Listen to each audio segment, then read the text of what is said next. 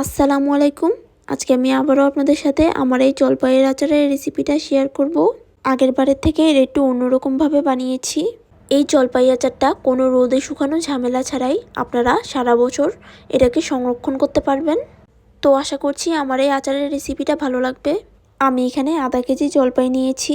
জলপাইয়ের আচারটা যেহেতু আমি আস্ত করে করব, তাই একটা ছুরির সাহায্যে আমি জলপাইয়ের গায়ে দাগ কেটে দিচ্ছি। জলপাইগুলো কিন্তু আমি ভালোভাবে পরিষ্কার করে ধুয়ে নিয়েছিলাম। চুলার মধ্যে একটা পাতিল বসিয়ে এটাকে ভালোভাবে গরম করে আমি এখানে দিয়ে দিব প্রায় 1 কাপের মতো সরিষা তেল। তারপরে দিয়ে দিলাম 3টা ছোট সাইজের তেজপাতা। তারপরে দিয়ে দিলাম 3 থেকে 4টা শুকনো মরিচ। তারপরে আমি এখন এখানে দিয়ে দিব 1 চা চামচ 5 ফোড়ন। এখন এই সব কিছুকে আমি হালকা করে একটু ভেজে নিব। হালকা করে ভেজে নেওয়ার পর তারপরে এখানে আমি দিয়ে দিব কেটে রাখা রসুন। এখানে আমি 2টা মিডিয়াম সাইজের আস্ত রসুন ভালোভাবে ছিলে তারপরে কেটে দিয়ে দিয়েছি আমি এখানে। তারপরে আমি এখন এখানে দিয়ে দিচ্ছি 2 টেবিল চামচের উপর সরিষা বাটা।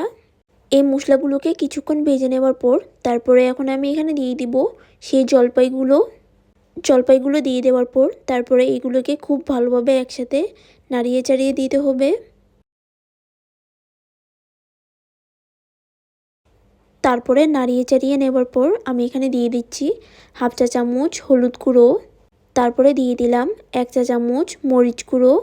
আপনারা আচারটা একটু ঝাল ঝাল খেতে চাইলে আর একটু বেশি করেও দিতে পারেন।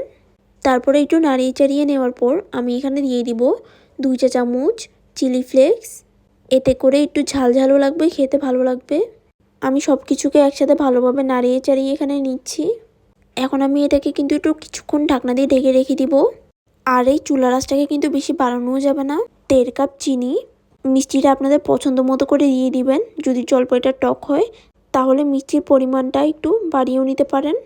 তারপরে চিনিটা দিয়ে দেওয়ার পর আমি এগুলোকে একসাথে ভালোভাবে নাড়িয়ে চাড়িয়ে নিচ্ছি।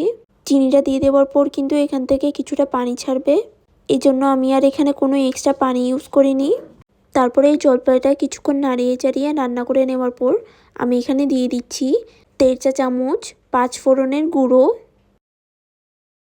তারপরে দিয়ে দিলাম 1 চা চামচ জিরে গুঁড়ো।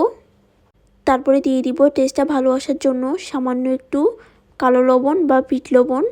এই সব কিছু দিয়ে দেওয়ার পর তারপরে এগুলোকে খুব ভালোভাবে নাড়িয়ে চাড়িয়ে মিশিয়ে নিচ্ছি।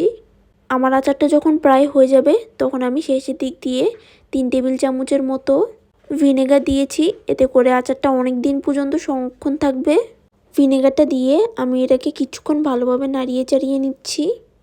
তারপরে এই আচারটাকে কয়েক মিনিট রান্না করে আমি এই চুলা আঁচটাকে তারপরে বন্ধ করে দিব। এখানে আমি আচারটাকে ঠান্ডা করে নিয়েছি। এখন আমি এই আচারটাকে একটা বয়ামের মতো করে সংরক্ষণ করে রেখে দিব। এতে করে আচারটা বেশ অনেক দিন পর্যন্তই সংরক্ষণ থাকবে। আমার আচারটা কিন্তু খেতে অনেক বেশি মজার হয়েছিল আর দেখতেও কিন্তু বেশ সুন্দর হয়েছে। আশা করছি আমার এই টক ঝাল মিষ্টি আচারের রেসিপিটা ভালো লাগবে। তো আজকের জন্য এতটুকুই। নেক্সট অন্য কোনো রেসিপি নিয়ে দেখা হচ্ছে। আল্লাহ হাফেজ।